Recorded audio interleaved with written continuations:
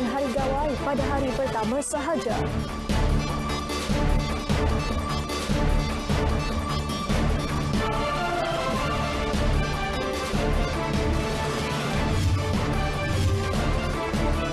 Bermula esok, waktu operasi mesin ATM kembali seperti biasa.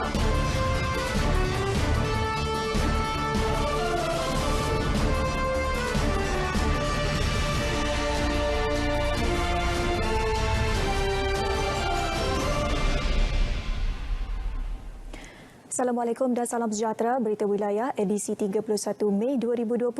Anda bersama saya, Syuhaida Arifin. Baik, untuk perkembangan semasa laporan cuaca seluruh negara, kita bersama Pegawai Meteorologi. Assalamualaikum dan selamat petang. Kembali bersama Met Malaysia untuk tinjauan pada petang ini. Kita terus perhatikan kepada paparan imej satelit semasa, iaitu kelompok awan ataupun litupan awan aktif yang dicerap lebih tertumpu di sekitar bahagian utara semenanjung Malaysia dan juga di bahagian barat negeri Sarawak. Keadaan cuaca lembap ini dijangkakan akan berterusan sehingga ke awal malam nanti, terutamanya melibatkan negeri-negeri utara semenanjung Malaysia yang pada ketika ini ribut peti di beberapa tempat sedang berlaku di sekitar negeri Perlis, Kedah, termasuklah Pulau Langkawi, Pulau Pinang, Perak dan juga pedalaman negeri Selangor, negeri Sembilan serta di negeri Johor. Tidak terkecuali juga hujan di 1-2 tempat yang sedang berlaku di negeri Kelantan dan juga Terengganu masih lagi berterusan dan dijangkakan akan mula reda pada awal malam nanti.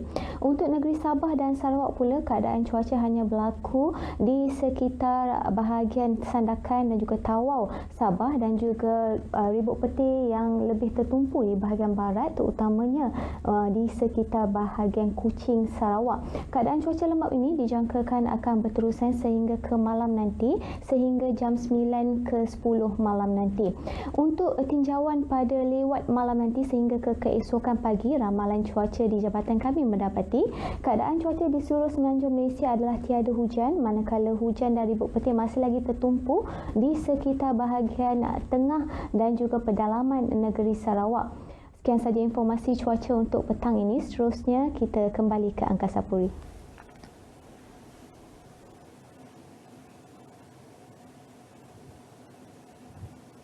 Baik, berita wilayah diteruskan dengan perkembangan dari negeri-negeri. Hari Gawai Dayak esok bakal disambut secara norma baharu mengikut SOP ditetapkan kerajaan. Perkembangan selanjutnya bersama Damia Cassandra Manja di RTM Kuching. Baik, terima kasih Suhaida. Assalamualaikum dan salam sejahtera. Rakyat Sarawak harus berbangga dengan keharmonian dan kedamaian yang dinikmati hari ini hasil daripada sikap toleransi dan semangat saling mempercayai dalam kalangan rakyat yang terdiri daripada pelbagai suku kaum, budaya dan agama. Yang di-Pertuan Negeri Tun Pehin Sri Abdul Taib Mahmud berkata, ini kerana keunikan tersebut merupakan kekuatan Sarawak yang menjadi tunjang kepada perpaduan dan kestabilan politik di negeri ini dan ia perlu terus dipelihara. Justru beliau berharap semangat sedemikian akan terus kekal teguh dengan acuannya tersendiri. Tun Pehin Sri Abdul Taib Mahmud menyatakan demikian dalam Perutusan Gawai Dayak 2020. Yang di-Pertuan Negeri juga mahu rakyat Sarawak mempersiapkan diri untuk merebut peluang perniagaan dan pekerjaan yang akan wujud hasil daripada pelbagai bentuk pembangunan yang dilaksanakan kerajaan, terutama dalam industri berasaskan pertanian. Beliau bagaimanapun mengakui ia memerlukan pengetahuan dan kemahiran tertentu yang menuntut rakyat khususnya generasi baharu mendapatkan latihan yang relevan dalam usaha mempersiapkan diri untuk merebut peluang tersebut. Tun Pehin Sri Taib menambah walaupun sambutan Gawai Dayak tahun ini diraikan dalam suasana berbeza kesan daripada pandemik COVID-19, namun beliau percaya keadaan tersebut masih boleh menimbulkan kesedaran dalam kalangan rakyat khususnya masyarakat Dayak bahawa masa hadapan anak Sarawak adalah terikat bersama tanpa mengira bangsa, keturunan dan agama dalam usaha membawa bumi kenyalang ke arah kemajuan dan kemakmuran yang lebih adil dan saksama. Selamat bergawai dan selamat berusaha dan dapat maju untuk menggunakan peluang-peluang daripada pertukaran perniagaan dan pertukaran cara kita memajukan tanah kita. Selamat Hari Raya. Ketua Kampung dan tuai rumah di negeri ini dinasihatkan supaya sentiasa memastikan penduduk di kawasan masing-masing mematuhi prosedur operasi standard SOP dan protokol perayaan yang ditetapkan semasa sambutan Hari Gawai Dayak ini. Ketua Menteri Datuk Patinggi Abang Johari Tun Openg berkata, sambutan gawai kali ini ternyata berbeza ekoran pelaksanaan Perintah Kawalan Pergerakan Bersyarat PKPB yang tidak membenarkan pergerakan rentas daerah sekaligus ramai tidak dapat pulang ke kampung halaman masing-masing. PKPB yang berakhir pada 9 Jun tidak membenarkan kita mengadakan perayaan gawai seperti biasa.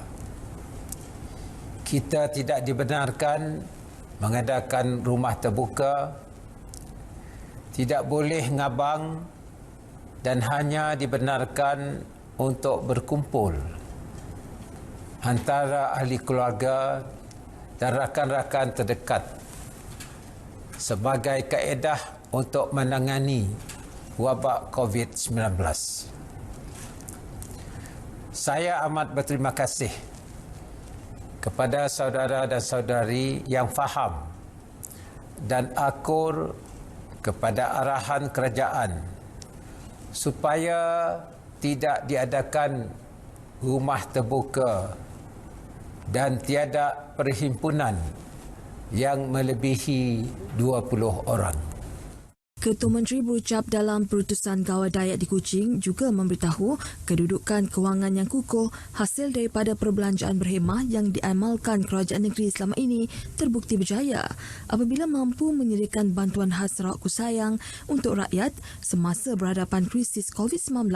Saya amat berharap pelbagai jenis bantuan tunai dan bukan tunai ini sedikit sebanyak dapat meringankan beban kepada rakyat kita yang telah hilang punca pendapatan selama PKP dan PKPB dilaksanakan. Sementara itu, beliau turut menyeru rakyat supaya tidak terjebak dengan penyebaran maklumat tidak sahih berkaitan perpaduan penduduk di Sarawak di media sosial. Kebelakangan ini katanya, terdapat pihak tidak bertanggungjawab cenderung untuk menimbulkan perasaan syakwa sangka antara kaum bagi kepentingan politik mereka. Bukanlah mudah untuk membina perpaduan dalam kalangan rakyat kita yang terdiri daripada pelbagai kaum dan agama.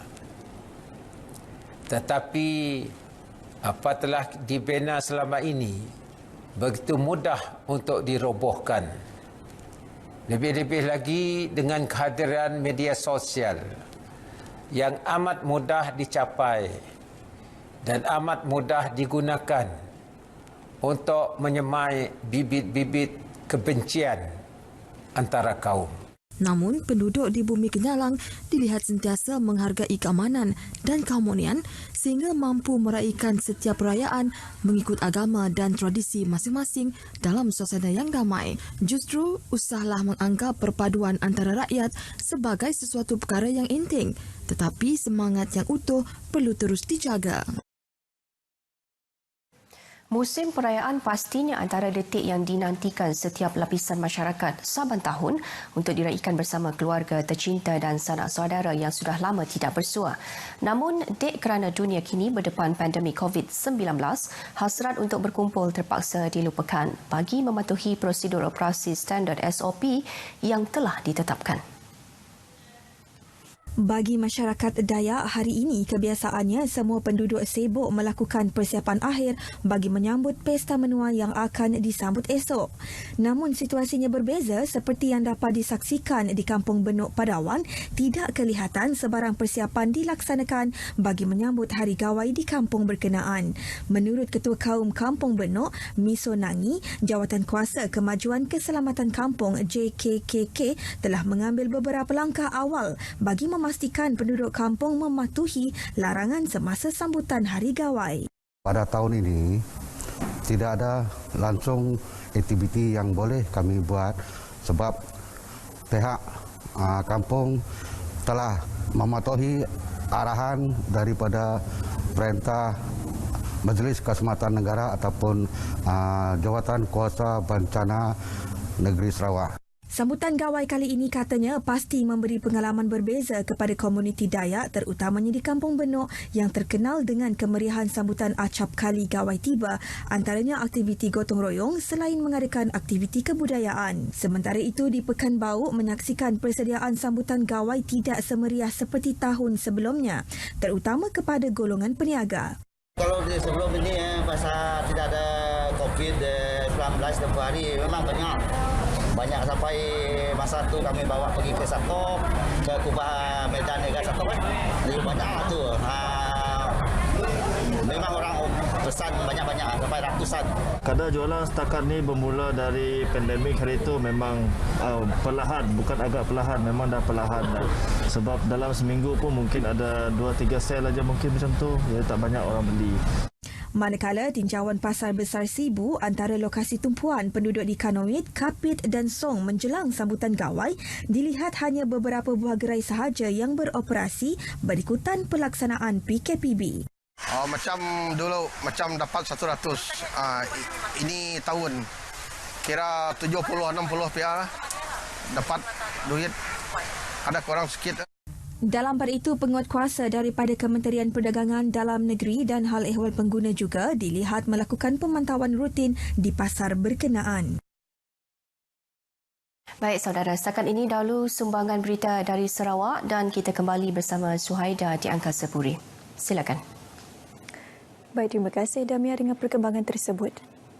Seterusnya, sambutan Tadau Kabatan masih meriah meskipun dalam pelaksanaan Perintah Kawalan Pergerakan PKP bersama Muhammad Tia Sahlan dari RTM Sabah untuk laporan selanjutnya. Ya Syuhaidah, terima kasih. Assalamualaikum dan salam sejahtera. Penularan pandemik COVID-19 telah memberi kesan besar terhadap ekonomi dan aktiviti sosial masyarakat, termasuk tata cara sambutan perayaan seperti keamatan yang tidak dapat dilaksanakan seperti biasa. Lazimnya 31 Mei merupakan kemuncak sambutan pesta keamatan dan semestinya pertandingan Ratu Cantik atau Unduk Ngadau dinantikan setiap tahun di Dewan Hongkot Keesaan KDCA Penampang.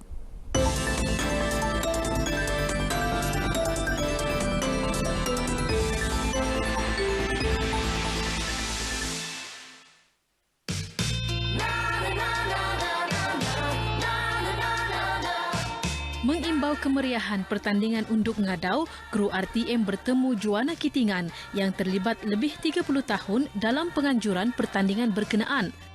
Dalam 90-an pula kita lihat kepada apa yang kita lihat macam kita punya pakaian, macam pakaian saya ni ditenun. Jadi kita ambil pattern dan bagaimana mereka dapat ketengahkan.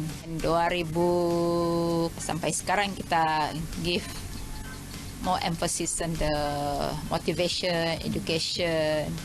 Jadi setiap Unduk Ngadau itu seharusnya tahu mengenai dengan asal-usul mereka.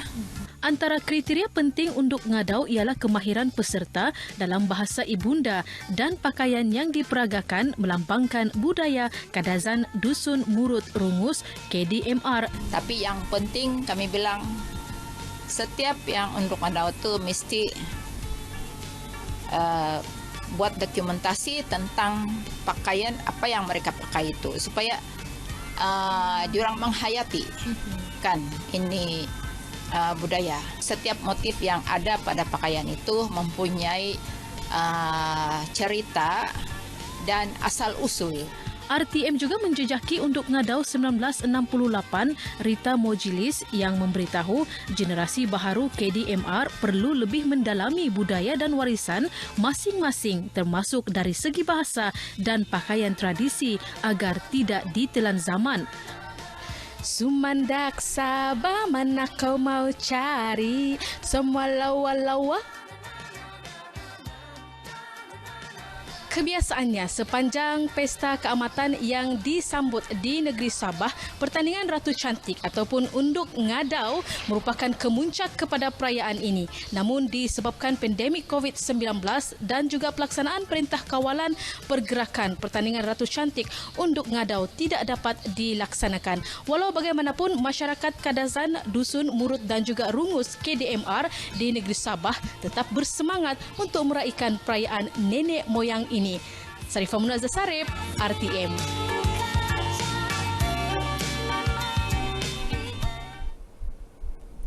Kemeriahan suasana perayaan seperti keamatan dan hari raya lazimnya dikongsi masyarakat pelbagai kaum dengan merakamkan gambar kenangan bersama dekorasi menarik di pusat tumpuan termasuk di pusat beli belah. Berbeza kali ini, rata-rata pusat beli belah tidak dipenuhi hiasan perayaan sebagai langkah mengelak orang ramai berhimpun dan bersasak di premis berkenaan. Tinjauan di pusat beli belah utama di Bandaraya Kota Kinabalu mendapati suasana suram berbanding sebelum ini yang selalunya dipenuhi hiasan ketupat dan lampu warna-warni melambangkan raya maupun replika gong dan padi sebagai simbolik keamatan. Meskipun begitu, orang awam bersetuju dengan tindakan pusat beli belah mengurangkan perhiasan sekaligus risiko penularan COVID-19. Mengelakkan orang berkumpul, elakkan hari jangkitan sebab kita tidak tahu kan jangkitan ni orang cakap tidak nampak. Untuk keselamatan jugalah untuk elak berkumpul. Yang masuk pengunjung ni pun paling-paling untuk beli barang keperluan. Betul juga untuk mengelakkan orang datang jalan-jalan. Kadang-kadang orang hanya datang untuk jalan-jalan, kasih hilang stres. Sama-samalah kita jaga kita. Pandai-pandailah kita jangan bawa anak kecil ke baby, jangan bawa orang tua. Macam sunyi lah, tiada tarikan. Tapi saya rasa okey jugalah demi keselamatan semua. Kalau dorang buat nanti mungkin akan tarik ramai, bukanlah dari pelancong tapi dari lokal juga bergambar-gambar sini, berkumpul-kumpul. Lepas tu nanti ada pula risiko jangkitan dengan so mungkin biarkan jalan begini. Perhiasan menarik mungkin berkurangan, namun semangat perayaan tetap tersemat dalam jiwa rakyat. Kali ini ia diterjemah dalam bentuk kerjasama masyarakat pelbagai kaum memerangi pandemik COVID-19. Lebih 30,000 peg bantuan keperluan harian telah diagihkan PAS Sabah kepada golongan memerlukan di negeri ini sepanjang Perintah Kawalan Pergerakan PKP dan PKP bersyarat. Pengagihan dijalankan oleh Jawatankuasa Pengurusan Bantuan PAS di 20 kawasan parlimen. Setiausaha Badan Perhubungan PAS Negeri Sabah Dr. Ali Akbar Gulasan memaklumkan pihaknya menerima banyak permohonan bantuan daripada mereka yang memerlukan dan ia akan diteliti mengikut kemampuan PAS Negeri. Bergerak secara aktif dan kita tidak berhenti daripada meneruskan kerja-kerja kebajikan dan juga membantu masyarakat. Mari kita turun bersama dengan masyarakat Sabah khususnya. Termasuklah seminggu sebelum Hari Raya kita buat penyembelihan lembu. Jadi daging segar. Beliau ditemui di Bongawan selepas menyerahkan sumbangan kepada keluarga mangsa kebakaran tragis yang mengorbankan seorang ibu bersama 4 anak lelakinya pada 1 Syawal lalu di Kampung Bin Sulok, Membakut. Sementara itu, keluarga mangsa menzahirkan terima kasih kepada pihak yang menghulurkan sumbangan. Sebenarnya di kalangan kawan-kawan yang datang tu banyak yang memberi semangat dan saya sendiri pun memikirkan kejadian ini berlaku mungkin semua kandut Allah Subhanahu Wa Taala. Bak kata pepatah, kita hanya merancang, Tuhan yang menentukan. Dalam kejadian tersebut, 3 lagi ahli keluarga terselamat iaitu bapa dan 2 anak yang kini masih menjalani rawatan di hospital. PAS Sabah menghulurkan bantuan keperluan harian dan wang tunai kepada keluarga berkenaan selain bercadang membantu merancang pembinaan semula rumah keluarga tersebut. Baik, sekian sumbangan berita dari Sabah petang ini. Saudara, budayakan norma baharu, jaga diri, patuhi arahan pihak berkuasa. Kotobian Tadau Tagazo Doa Kamatan kembali bersama Syuhaida di Angkasa Puri. Silakan Syuh. Baik, terima kasih Umadia Salna dengan perkembangan tersebut. Meskipun lebih 2 bulan dalam zon hijau, pelbagai program amal khas untuk petugas kesihatan dilaksanakan di Perlis. Ini dalam memastikan negeri itu kekal bebas COVID-19. Perkembangan selanjutnya bersama Muhammad Shah Hashim. Terima kasih rakan penyampai di Angkasa Puri. Assalamualaikum dan salam sejahtera. Lebih banyak pertubuhan bukan kerajaan perlu tampil menyumbangkan peralatan perubatan dan keperluan lain untuk kegunaan petugas barisan hadapan. Langkah itu penting bagi memastikan bekalannya sentiasa mencukupi, memandangkan penggunaan barangan perlindungan diri amat tinggi ketika ini. Bagi Ketua Pemuda Persatuan Hokian Perlis, Lim Weng Ki, pihaknya telah bekerjasama dengan Jawatankuasa Rumah Tok Kong Poh Aung Keong melaksanakan program amal khas untuk petugas kesihatan. Sumbangan RM30,000 merangkumi pelitup muka, peralatan perlindungan diri PPE dan cecair pembasmi kuman diserahkan kepada petugas Hospital Tuanku Fauziah HTF Kangar. Iaitu face mask 50 keping, ada sebanyak 200 kotak. Suit perlindungan ada 210 helai. Surgical protective head cover ada 200 serai. Dan hand sanitizer 500 ml sebanyak 220 botol. Beliau menyatakan demikian selepas majlis penyerahan peralatan perubatan oleh pengurusi Persatuan Hokian Perlis Lee Lum Aik kepada pengarah HTF Dr. Osman Warijo. Secara umumnya ini merupakan tanda keprihatinan daripada masyarakat yang begitu prihatin, begitu mengambil berat terhadap kebajikan kita semua, dan saya percaya ia juga menunjukkan bahawa masyarakat kita sedia untuk memberikan kerjasama yang sebaik-baiknya, yang optimum kepada pihak kerajaan bagi membendung pandemik COVID-19 ini. Walaupun kes COVID-19 di Perlis terkawal dengan tiada kes baharu dilaporkan, namun ujian saringan sebagai langkah pencegahan terus dilaksanakan bagi mengekalkan status zon hijau. Dalam perkembangan lain, mengenai bekalan darah di HTF, Dr. Osman mengesahkan bekalan untuk kegunaan ketika menghadapi kes-kes kecemasan adalah mencukupi. Walaupun berlaku kekurangan penerimaan darah ketika bulan Ramadan lalu, namun tindakan proaktif dilaksanakan, unit transfusi darah mampu menyediakan bekalan mencukupi setiap bulan. Bagi tempoh 1 Januari hingga 30 Mei, sebanyak 3,535 pek darah berjaya dikutip. Ini termasuklah lebih 1,500 pek darah yang dicatatkan sepanjang tempoh PKP dan PKPB. Yang dikatakan berkurangan itu bukannya tak cukup, ya, tetapi berkurangan daripada stok biasa. Dan ia memang berlaku pada tiap-tiap kali bulan Ramadan. Kerana ketika bulan Ramadan, para penderma agak kurang, terutama sekali penderma yang beragama Islam, mereka berpuasa pada hari siang, jadi peluang mereka untuk menderma agak kurang. Mereka hanya menderma pada waktu malam. Itu memang biasa berlaku. Dan walau bagaimanapun, pada masa ini bekalan memang baik. Secara purata, setiap bulan lebih 700 beg darah diperlukan bagi pelbagai kes kecemasan yang dikendalikan HTF. Inovasi penciptaan mesin disinfeksi khusus untuk proses nyakuman mampu meningkatkan tahap kecekapan ketika sanitasi awam dilaksanakan. Dinamakan sebagai Sri Perlis C19 Tactical Mobile Mask Disinfectant Device. Ia dibangunkan hasil kerjasama JBPM Perlis dan Unimap menerusi Pusat Kecemerlangan, Penyelidikan dan Teknologi Sukan Pemotoran MOTEC. Menurut pengarah JBPM Negeri, Penguasa Kanan Bomba 1 Rohisha Haris, pembangunan mesin disinfeksi berkenaan dibuat dalam tempoh hanya seminggu dengan kos RM10,000. Penggunaan mesin berkenaan menjadikan Balai Bomba dan Penyelamat Kangar sebagai perintis sebelum diperluaskan ke semua Balai Bomba dan Penyelamat.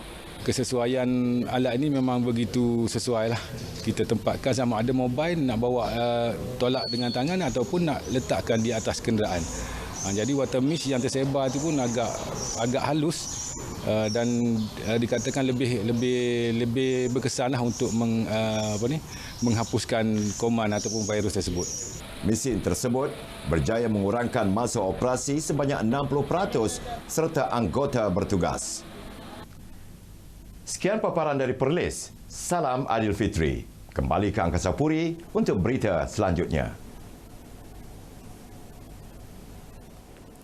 Baik, terima kasih dengan perkembangan tersebut. Perkhidmatan farmasi pandu lalu di Hospital Sultanah Bahiyah Alostar memudahkan pesakit mendapatkan bekalan ubat. Laporan penuh kita bersama Siti Zaidah Osman di RTM Kedah. Terima kasih rakan penyampai di Angkasa Puri. Semasa penularan pandemik COVID-19, Perkhidmatan Farmasi Pandu Lalu, Hospital Sultanah Bahiyah HSB Alostar turut menjadi pilihan pesakit. Ini kerana pesakit tidak perlu menunggu lama di kaunter farmasi untuk mendapatkan bekalan ubat dalam masa sama mengatasi kesukaran mendapatkan ruang parkir kenderaan. Ketua Pegawai Farmasi HSB, Mas Fiza Abdul Hamid berkata, perkhidmatan farmasi pandu lalu ini menyediakan kemudahan alternatif kepada pesakit yang berada di luar kawasan farmasi untuk mendapatkan bekalan ubat. Pesakit yang berdaftar hanya perlu membuat janji temu dengan pihak farmasi melalui kad janji temu, telefon dan WhatsApp untuk mendapatkan bekalan ubat. Okey, kita akan mengambil masa 2 hari lah. Jadi telefon awal 2 hari untuk mendapatkan ubat. Hasrat Jabatan Farmasi agar pesakit tidak bersesak di kaunter dan tidak perlu mencari parking. Maka dengan pandu lalu ni dia memudahkanlah kepada pesakit untuk mendapatkan ubat.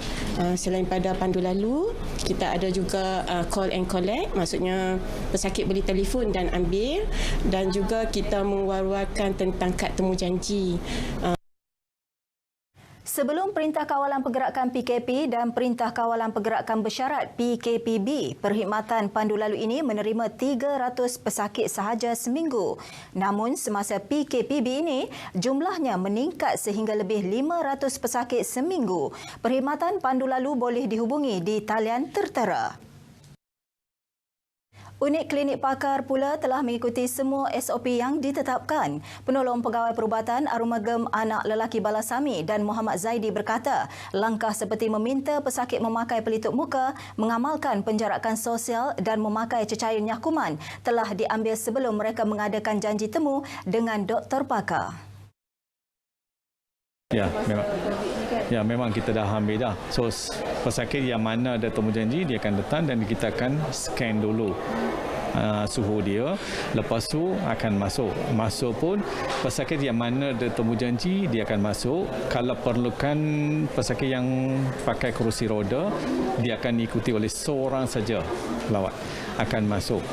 Okey, untuk temu janji pada hari raya sebelum dan selepas hari raya ni, kita ada penjarakan sosial tu, dan sebelum pesakit masuk ke pintu ke aras klinik pakar, kita buat saringan dulu di hadapan, dan sebagainya kita nampak di sini kita buat penjarakan sosial, dan juga di pendaftaran masuk pun kita buat penjarakan sosial, dan untuk elakkan daripada jangkitan pada COVID.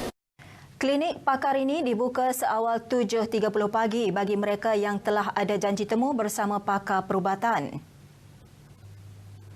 Kuih tradisional seperti bahulu, karas, kuih loyang, kuih sepit dan peneram merupakan antara juadah yang masih diminati terutama pada musim perayaan Aidilfitri. Kuih berkenaan kini telah diinovasikan dengan pelbagai perisa, bentuk dan warna. Pengusaha kuih tradisional di Pasar Tani Kekal Changlun, Zamil Adnan, 50 tahun berkata, produk yang paling laris pada Aidilfitri kali ini adalah bahulu dan kuih karas madu. Selain menjualnya secara terus, beliau turut menerima tempahan secara dalam talian. Kebanyakannya daripada pengusaha dari Pekan Rabu Alostar, Jitra, Selain Ipoh dan Lembah Kelang. Permintaan PKP ni memang menggalakkan sebab banyak pengusaha yang tak buat sebab orang sangka kan memang tak boleh jual kan. Tapi alhamdulillah bila ada PKP ni jadi sambutan tu memang sebab banyak orang tak berniaga, jadi orang akan tumpu kepada kita ni. Zamir memperoleh bantuan daripada Fama termasuk tapak gerai, promosi dan khidmat nasihat. Beliau juga mempunyai bengkel membuat kuih tradisional ini di RTC Napoh Changlun. Sementara itu, pengarah Fama Kedah, Isa Hamzah berkata, dua produk yang menjadi ikon negeri Kedah yang diangkat ke peringkat kebangsaan adalah acar dan madu lebah tualang. Okey, kita di negeri Kedah kita mempunyai dua signature produk yang memang kita angkat untuk ke peringkat kebangsaan. Yang pertama acar, yang kedua madu lebah tualang di Padang Terap. Jadi kedua-dua signature produk ni memang menjadi produk yang kita ketengahkan di mana-mana expo, di mana-mana lokasi yang kita buat jualan, supaya produk ini boleh diterima dan dipasarkan di peringkat yang lebih jauh lagi. Sepanjang tempoh PKP yang bermula 18 Mac hingga 18 Mei lepas, operasi pasar segar terkawal dan rangkaian di bawah Fama berjaya memperoleh nilai jualan lebih 17.4 juta ringgit, melibatkan 270 peniaga di 6 buah pasar segar terkawal di Kedah. Laporan itu tadi mengakhiri lintas langsung dari negeri Jelapang Padi untuk kali ini. Walaupun musim perayaan, kekalkan penjarakan sosial, pakai pelitup muka dan kerap mencuci tangan dengan sabun atau cecairnya kuman. Kita mampu memutuskan rantaian COVID-19. Kembali ke Angkasa Puri, silakan. Baik, terima kasih Siti Zaidah Osman dari RTM Kedah. Pada tanggal 31 Mei setiap tahun, seluruh dunia menyambut sambutan Hari Tanpa Tembakau seiring kandungan di dalam Perjanjian Konvensyen Rangka Kerja Kawalan Tembakau Pertubuhan Kesihatan Sedunia WHO FCTC. Sambutan yang dijalankan adalah bertujuan untuk memastikan masyarakat dunia mendapat kesedaran dan melakukan tindakan dalam menangani serta meningkatkan kesedaran berhubung isu tembakau.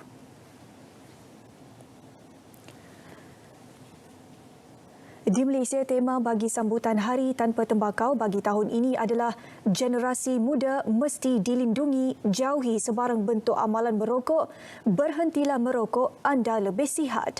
Ia adalah memperkasa golongan muda yang menjadi sasaran industri dan memerangi ketagihan tembakau. Tinjauan Kesihatan dan Morbiditi Kebangsaan NHMS 2019 oleh Kementerian Kesihatan Malaysia menunjukkan 21.3% atau bersamaan 4.8 juta rakyat Malaysia berumur 15 tahun dan ke atas merupakan perokok. Keseluruhannya menurut NHMS 2019, 21.3% rakyat Malaysia merokok. Jumlah perokok lelaki dewasa adalah sebanyak 40.5%, manakala perokok wanita pula sebanyak 1.2%. Manakala 58% perokok dari golongan berpendapatan bawah 40%, iaitu B40. Sementara itu 5% atau kira-kira 1 juta rakyat Malaysia merupakan pengguna rokok elektronik atau vape. Warga emas di institusi jagaan lebih berisiko rendah dijangkiti virus COVID-19 berbanding golongan warga emas yang berada dalam komuniti.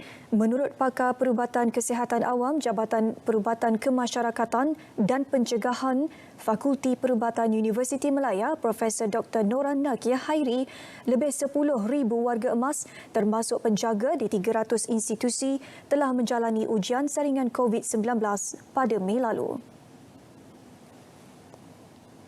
Jelas beliau peratusan jangkitan di institusi tidak begitu tinggi kerana tidak terlalu terdedah dengan risiko jangkitan. The idea is test, kalau positif, isolate. Okay, good. Maknanya modus operandinya adalah cepat. Kita tangkap penyakit itu cepat supaya kita tak merebak. Kita putuskan rangkaiannya. So break the chain of transmission. Jadi kita telah berjaya melakukan. Beliau berkata demikian dalam program Selamat Pagi Malaysia di Angkasa Puri. Tambahnya lagi, penjagaan warga emas pada ketika ini perlu diberi perhatian yang lebih dan sentiasa mengamalkan kebersihan diri. Bergerak masuk ke perairan negara dalam kepekatan malam dan ketika air pasang. Itu antara taktik yang digunakan pendatang asing tanpa izin parti dalam usaha menceroboh masuk ke negara ini melalui laluan laut. Namun, menurut Ketua Pengarah Agensi Penguatkuasaan Maritim Malaysia APMM, Laksamana Maritim Datuk Muhammad Zubil Matsom, keberkesanan koordinasi Op Benteng membabitkan Angkatan Tentera Malaysia, ATM, APMM dan Polis Diraja Malaysia PDRM berjaya menghidu dan mematahkan cubaan mereka. Sepanjang operasi ketika pelaksanaan Perintah Kawalan Pergerakan PKP dan Perintah Kawalan Pergerakan Bersyarat PKPB bermula 18 Mac hingga 13 Mei lepas, lebih 9,000 kapal dan bot mencurigakan dikesan APMM dan 20% daripadanya telah dipintas.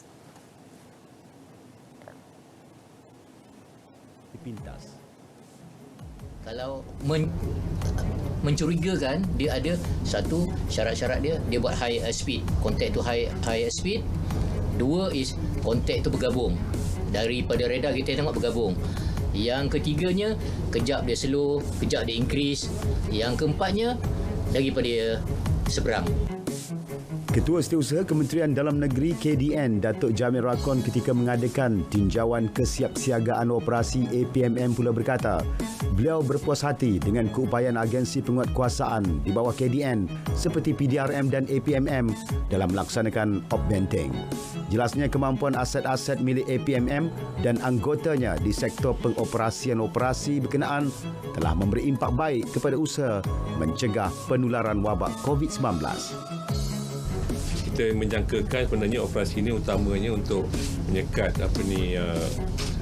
COVID punya urusan sebenarnya, dan salah satu yang seperti mana tuan-tuan sedia maklum, COVID-19 yang punya urusan, salah satu perkara utama yang telah ditetapkan adalah kawalan sepadan. Jadi kalau kami lihat tadi dari segi aset dan sebagainya, memang telah ada satu koordinasi yang baik.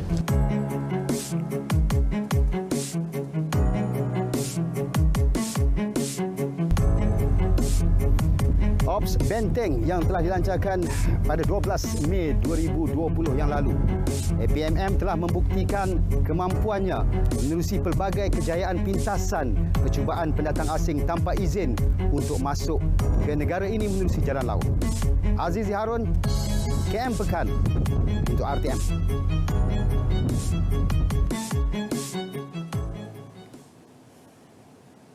Baik, laporan itu menutup berita wilayah edisi 31 Mei 2020. Terus amalkan kawalan kendiri, biasakan dengan gaya hidup norma baharu dan kekal patuh dengan Perintah Kawalan Pergerakan Bersyarat. Saya Syuhaida Arifin, salam sejahtera dan salam hormat.